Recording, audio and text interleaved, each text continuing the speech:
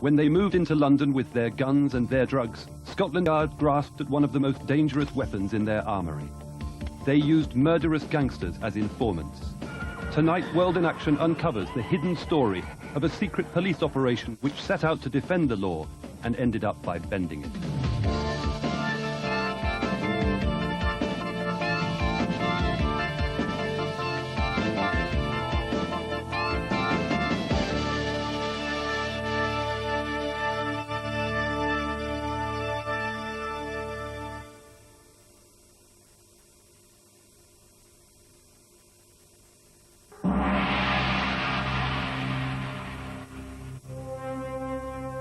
This is the story of a war fought out on the streets of our cities. It is a story about the vicious Yardie criminals who deal crack and murder on our streets, and about the informants the police use to catch them.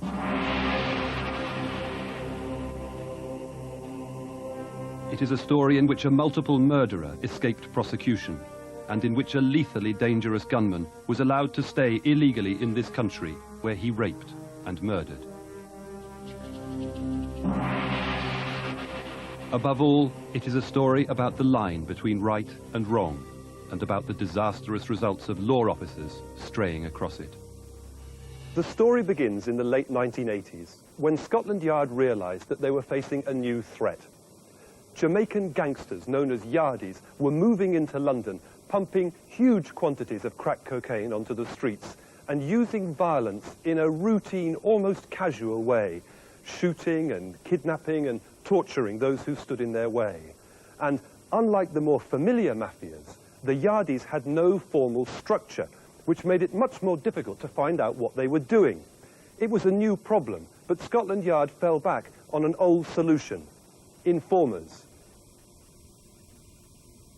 The first wave of officers who confronted the Yardies understood the dangers of trying to use them as informers. Well, it's necessary to use informants to deal with most kinds of crime, and it always has been so. I mean, informants go back thousands of years, I guess.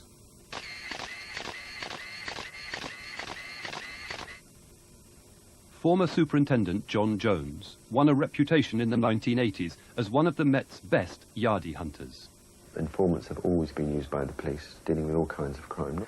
In the case of the Jamaicans, the Jamaican criminals that is, they are from a different culture by and large from the culture which we live in here, and therefore it's much more difficult for the police to, if you like, infiltrate in a more general way the community which they hide amongst. The people that you're trying to catch are nasty, and sometimes the people and the methods indeed that you have to use to catch them are nasty. As head of serious crime in Nottingham, Peter Coles knew at first hand the dirty world of the informant. It should always be the police who are in control of the informant. Unfortunately, it is not uncommon for the informant to actually be in control of the police officer.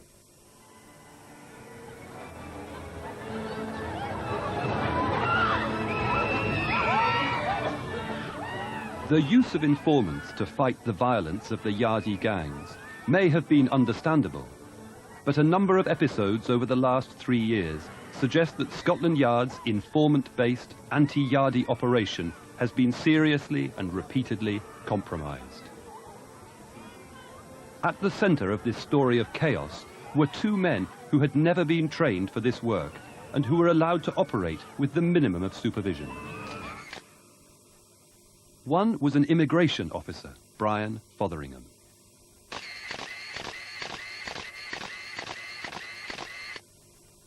Fotheringham had no specialised training and few resources.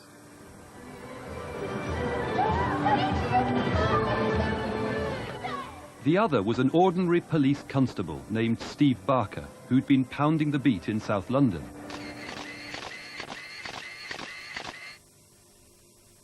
Barker had stumbled into the war against the Yardies when he persuaded one key man to become his informer. Suddenly, he was moved to the front line, to Scotland Yard's intelligence department, SO11. Barker and Fotheringham fought the Yardies on the streets of London. They sorted out the moral and legal tangles as they went along. Trouble was not far away. One of P.C. Barker's informants was Delroy Denton, known on the streets as Epsy. Denton arrived in this country illegally in 1993 and was recruited as an informant after being arrested in a raid on a Brixton pub. He worked for Scotland Yard for 2 years, providing information on other Jamaican criminals. But after 2 years, Denton was jailed for life for the murder of 24-year-old Marcia Laws. Marcia's sister Mercy is now looking after her 2 young children, Cassius and Malika.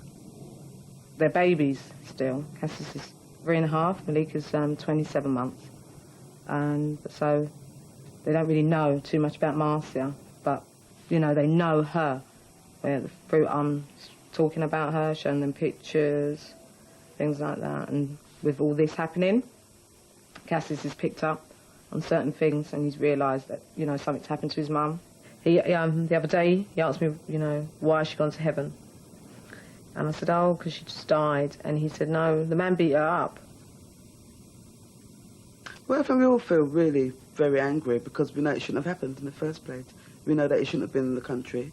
Just shouldn't have happened in the first place. You know, we're really angry because it could have been prevented. Denton's information may have been valuable in the fight against the Yardies, but giving him his freedom as an informer had a terrible price.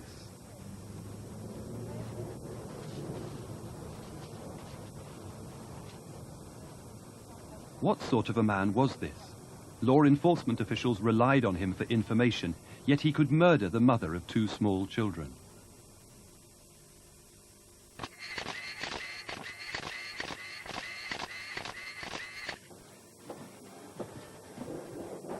Down at Central Police Station in Kingston, Jamaica, Delroy Denton is well known.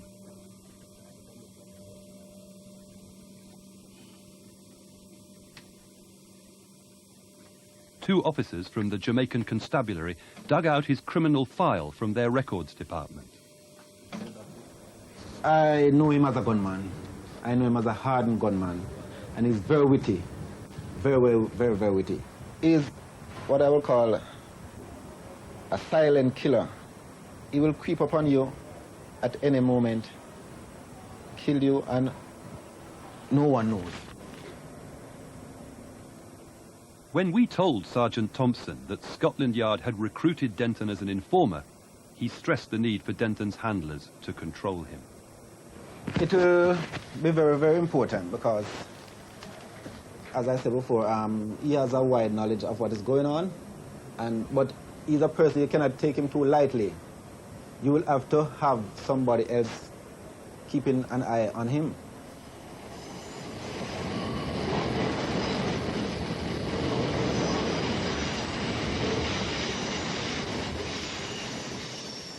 In May 1994, in London, Brian Fotheringham found himself sitting across the interview table from Delroy Denton, who had been arrested with a knife in a drugs raid on a Brixton pub. Brian Fotheringham knew a lot about his interviewee from police intelligence files. The illegal immigrant was a founder of a Jamaican Yardie posse and had fought in street wars there. His record in Kingston included a 16-year sentence for firearms offences and armed robbery. Denton was a very dangerous individual, Fotheringham noted on the file, and he underlined the word very.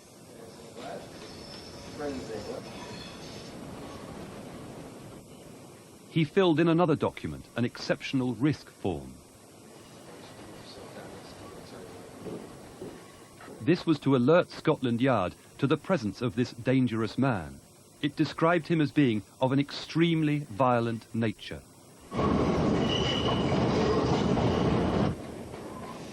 Fotheringham considered Denton so dangerous that when the Jamaican applied for political asylum here, Fotheringham was certain that he should stay behind bars while the application was handled.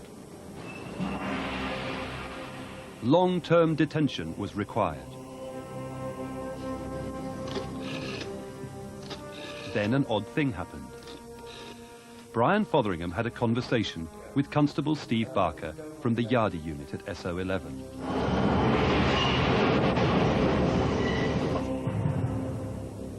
And Fotheringham changed his mind. Denton no longer seemed to be dangerous. Fotheringham noted, P.C. Barker has stated intelligence has shown the subject has not been involved in any serious criminal matters since being here. After consulting a more senior immigration officer, Fotheringham concluded there was no realistic chance of detaining Denton for long. Denton could be released after all, while his asylum claim was handled. But there was one thing Brian Fotheringham did not record in his notes. That day, Delroy Denton had agreed to work as an informer, both for Fotheringham and for Steve Barker. And that night, this very dangerous individual was allowed to walk out of custody and back onto the streets of London.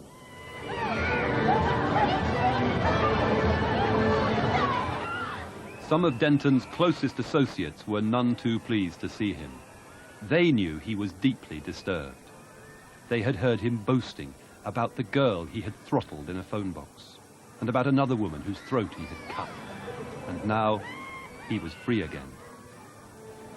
A lot of the sort of police officers who identify themselves as being good at handling informants tend to be fairly young and inexperienced because they're full of enthusiasm. They're actually out on the street. They're dealing with the sorts of crimes which lead them to be able to build up a bank, if you like, of informants.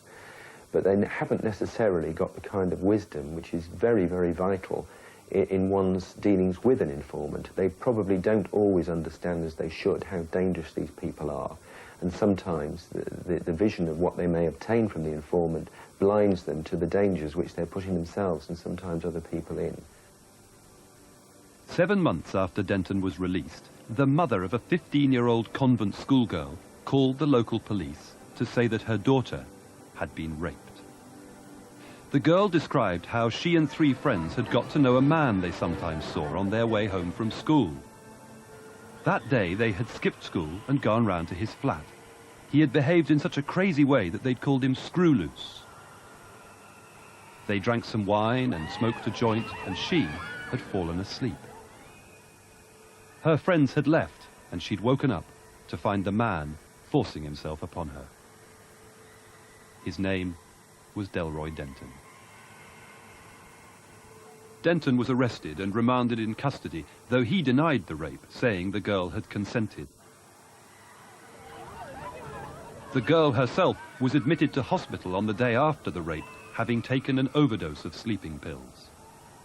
2 months later, the Crown Prosecution Service dropped the charges against Denton on the grounds of insufficient evidence. But still time, perhaps, to revisit Fotheringham's original view of Denton as very dangerous. We've discovered that 5 months earlier, the Jamaican's asylum application had been refused.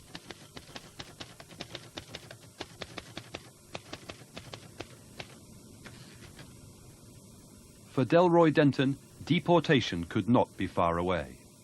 But then, an unfortunate thing happened.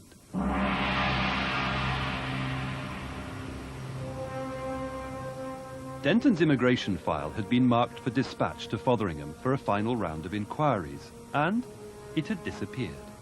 Denton was back on the streets of London. By April 1995, deportation was on no one's agenda. Denton was still reporting to Fotheringham's office and still working for Scotland Yard. And 24-year-old Marcia Laws, the mother of 2 small children, went missing.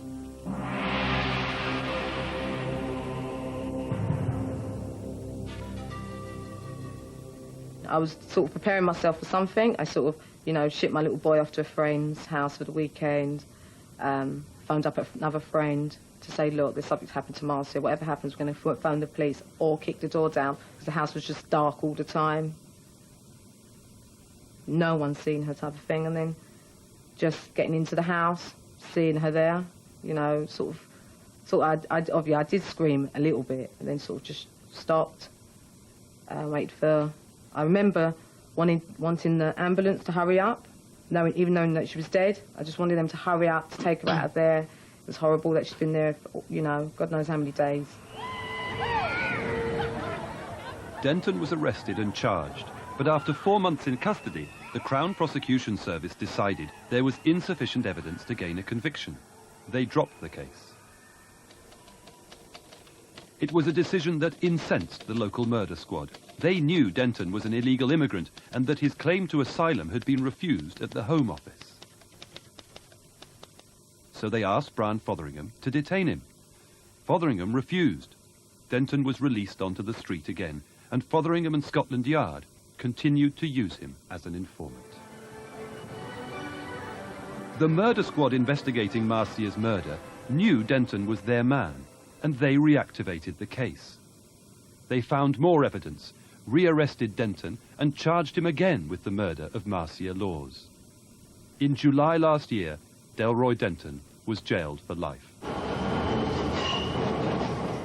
Fotheringham has been questioned by his bosses about the decision to release Denton and how the Immigration Service could have failed to serve the papers that could have saved 2 women from his violence. Fotheringham insisted the file had been lost. We spoke to David Burrell, former inspector with the Immigration Service's Law Enforcement Unit, about the legal position. Mr. Burrell, once an asylum application letter has been written and an application rejected, how common would it be for that letter to sit around at immigration for a period of months? Most uncommon, almost unheard of, I would say. So how concerned would you have been at such a failure, such a delay? Extremely concerned, because once received, the immigration officers are under a duty to make arrangements for that person's removal from the country. Brian Fotheringham denies that he has ever helped a Yardie informer to stay illegally in the UK. But a man who has worked closely with him has told us that such arrangements can be made. There was an unwritten policy of cooperation between the police and the Immigration Service. That's the kind of understanding you get when people work closely together. We relied on the police for our existence. We want the police to make our arrests. We want police cells to hold people in custody. We need police interview rooms. In return, there are certain things that go on. Well, one way of helping the police was you could ignore a situation. You could sit on a file and turn a blind eye. Agreements were made that a file would remain halfway down the pipeline. It was all based on trust. I have no doubt that from time to time arrangements are made unofficially to allow his detention by the Immigration Service to be delayed for a little while.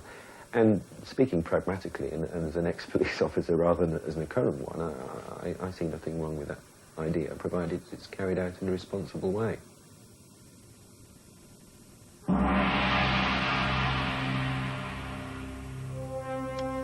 There have been wider problems with Scotland Yard's Yardie operation.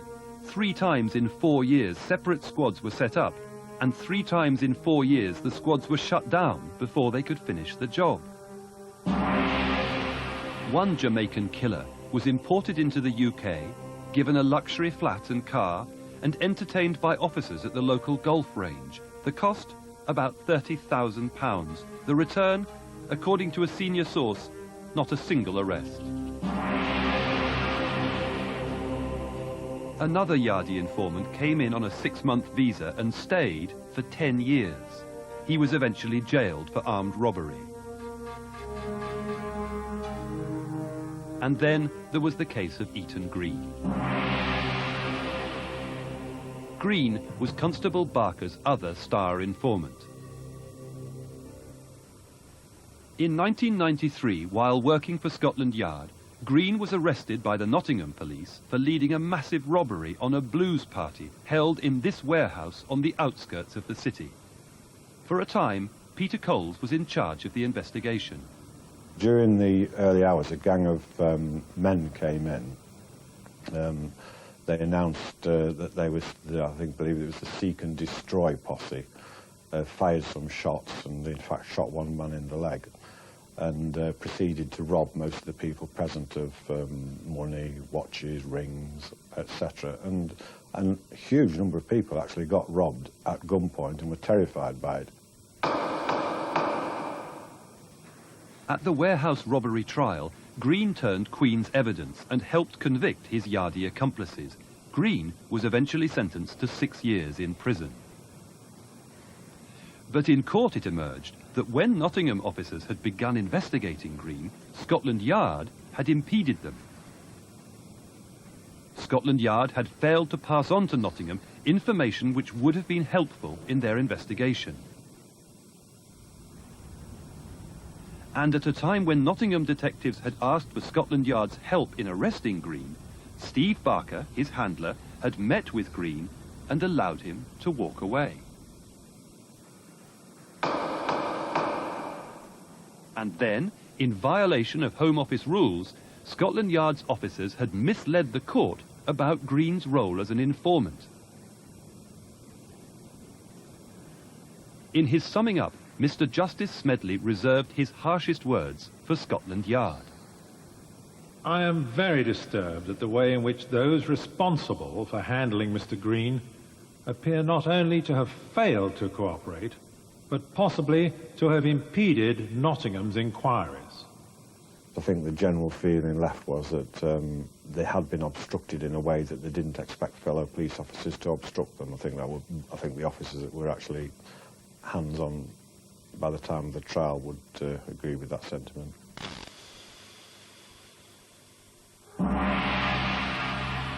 The story gets stranger. Shortly after his conviction, Green was taken out of prison to a Metropolitan Police safe house.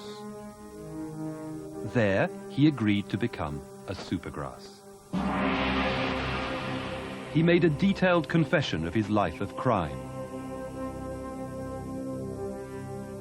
In the process, Green admitted to committing 11 murders in Jamaica.